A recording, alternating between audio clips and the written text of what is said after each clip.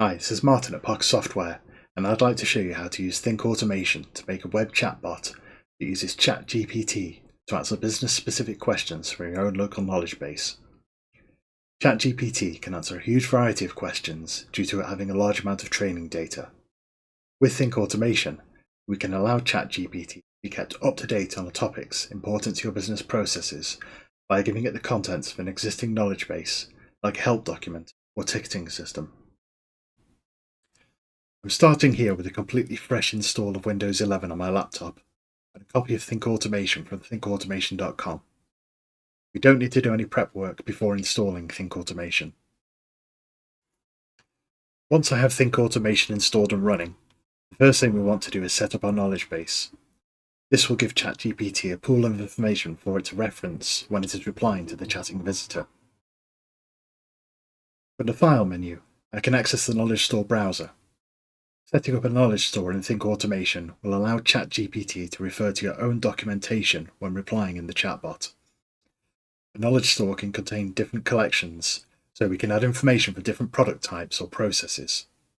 So here, I'm going to make a new collection that contains the ThinkAutomation help documentation, so that our bot can answer questions about ThinkAutomation itself.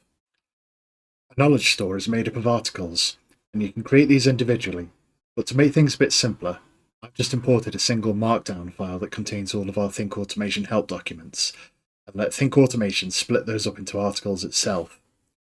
This can be done with any text-based file, but works best when you have a pre-formatted document with headings, which will then be properly split into articles. But now that's all in place, we're ready to create a message source.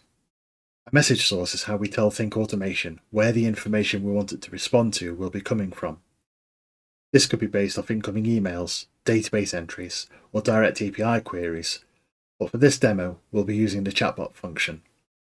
This means that we will be able to create a web chat page that feeds our questions into ThinkAutomation, and it will provide answers via ChatGPT.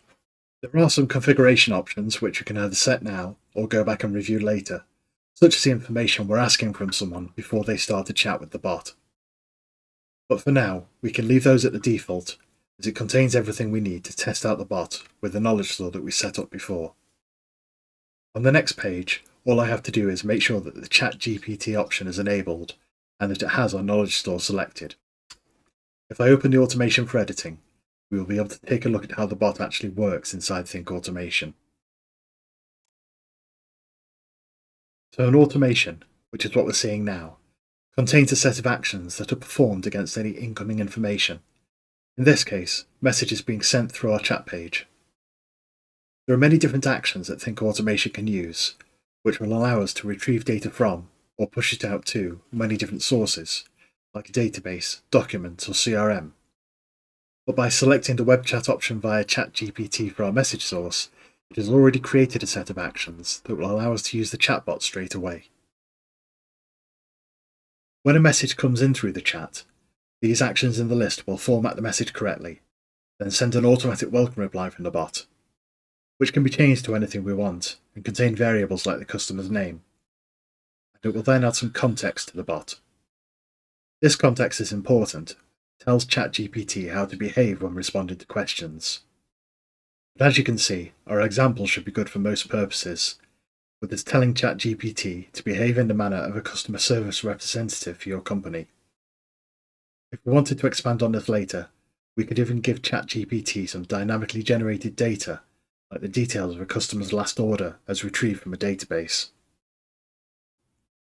Now what will happen is that ThinkAutomation will search the knowledge base for articles that relate to the incoming message, using the articles we already set up. It's worth noting that the knowledge base is stored locally, and only ThinkAutomation has access to it. ThinkAutomation also has the tools to automatically update your knowledge base articles with information from incoming emails or other sources, something which we'll cover setting up in a future video. And finally, once all that is done, ThinkAutomation will ask ChatGPT for its response to the question, based on the context provided for its behaviour and the knowledge base articles it's looked up, before returning that message to be displayed inside the chat window. While I'm just demonstrating a chatbot today, with ThinkAutomation there are over 100 types of action we can use to retrieve, manipulate, and send data. This means that the return value from ChatGPT could be used in dozens of ways, not only responding directly to a customer via chat, email, or text message, but for summarizing a query to be stored in a database or CRM, or even writing a script or piece of code that ThinkAutomation can then itself run. So now we're ready to give the bot a test. Right-click the message source to access the bot test pages. You'll have both a local page, accessible only from the ThinkAutomation server, and a public page, accessible from anywhere.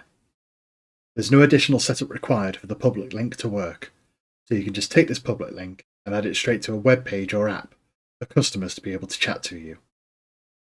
Opening either will take us to the web chat form for the bot. We're asked for some information, which is what was configured when we set up the message source. And now we're talking to the bot. After the welcome message, I could begin asking it questions naturally.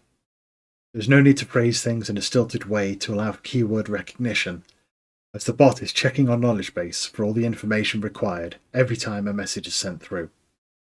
It can keep track of a conversation as it happens, so that visitors can ask follow-on questions without having to restate the basics each time.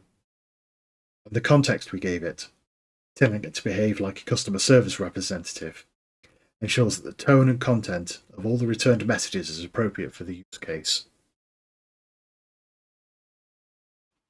And there we have a professional AI chatbot, specifically trained on our own documentation, in less than 10 minutes, with all the tools ready to keep the information up to date and integrate ChatGPT into dozens of business processes.